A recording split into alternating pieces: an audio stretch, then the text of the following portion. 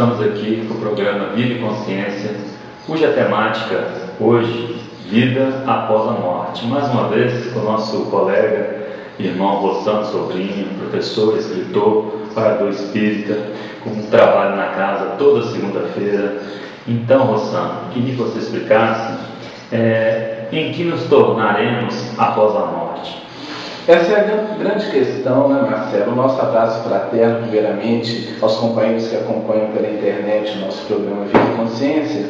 Mas é a grande questão do ser humano na Terra. O que existe depois da morte, né? E aí nós vamos encontrar diversas escolas, cada uma sinalizando uma coisa, né? Para os materialistas, que têm fundamentação lá na Grécia Antiga, em Leucipo e Demócrito, a vida seria apenas um conjunto de átomos, vácuo e movimento. Após a morte física, ou nada. Então é a doutrina nihilista, a doutrina do nada. E se nós observarmos bem, meus irmãos, a humanidade ainda está muito mergulhada, o Ocidente em especial, nessa doutrina nihilista do nada.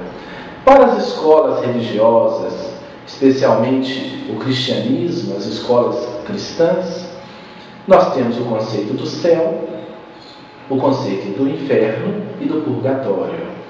Mas, para a doutrina espírita, nós temos a imortalidade da alma. E céu, inferno, purgatório são conceitos que para nós simbolizam estados de consciência. Não existe o inferno eterno, a condenação eterna. O espírito está sempre tendo novas oportunidades, embora colhendo sempre o resultado das suas sementeiras.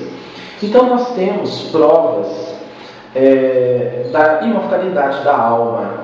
Os espíritos que somos, prosseguimos após o túmulo na nossa jornada evolutiva, inclusive com possibilidade de comunicação com os encarnados, através do que nós denominamos de mediunidade. Então, após a vida física, o espírito imortal prossegue sua jornada, enquadrando-se na erraticidade, que é o mundo espiritual, naquela situação que ele construiu dentro de si, quando estava na Terra. Então, o céu, ou o inferno, ou o purgatório, na verdade, são expressões que simbolizam o estado da alma. Curiosamente, o Papa João Paulo II, antes de desencarnar, falou isso. Ele chegou a publicar algo nesse sentido, dizendo que céu e inferno não são espaços geográficos, mas estados de consciência. O que o Espiritismo diz há mais de 150 anos. Alguém poderia indagar, mas no mundo espiritual há condição de sofrimento? Sim, claro que há, os espíritos sinalizam isso.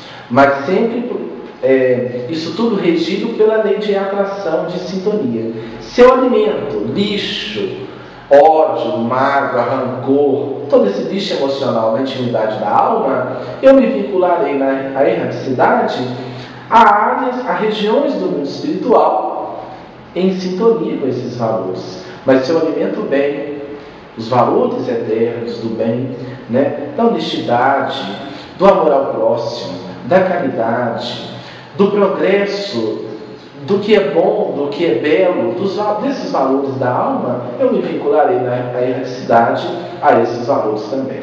Rossano, trocando em palavras para os nossos telespectadores, podemos dizer que essas fases seriam um grau de maturidade do espírito? Sem dúvida. O percurso evolutivo não é uma ascensão em linha reta.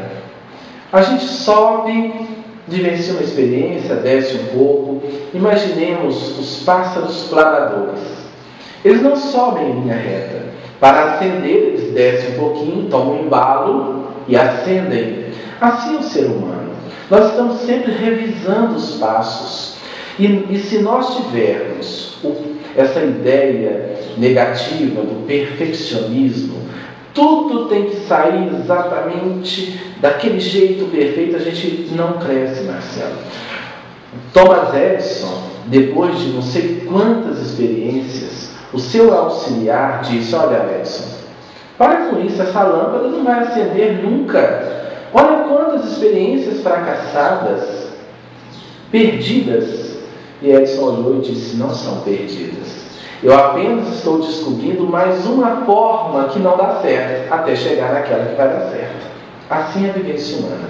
A gente vai, erra, vacila, titubeia, mas quando há ideal, porque sem ideal a gente não cresce, a gente, quando tem metas, a gente evolui. Muito bem. Seria o foco de vida. Algumas religiões nos falam, você já citou, céu, inferno e purgatório. Qual a visão espírita desses conceitos?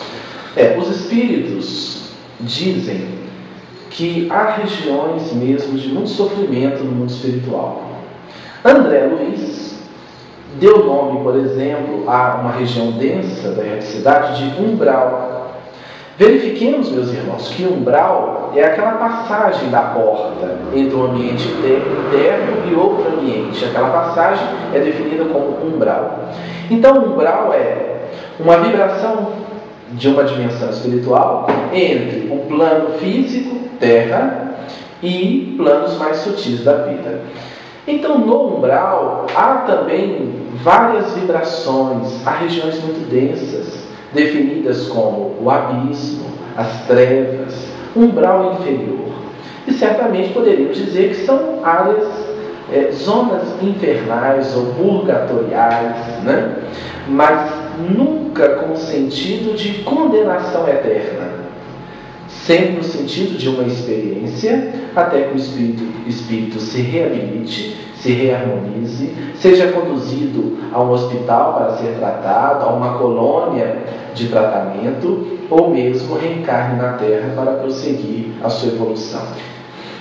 Os espíritos, no qual você falou, nessa dimensão, conseguem esse processo mais rapidamente do que outros, sem dúvida, que depende do que você disse, da maturidade do espírito, da vontade.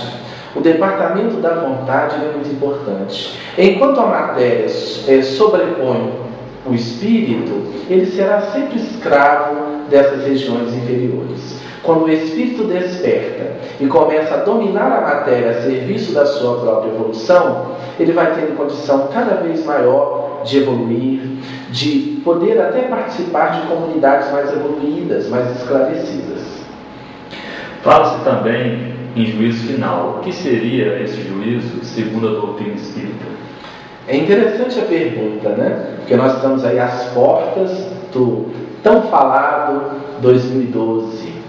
Há dois conceitos, dois tipos de juízo.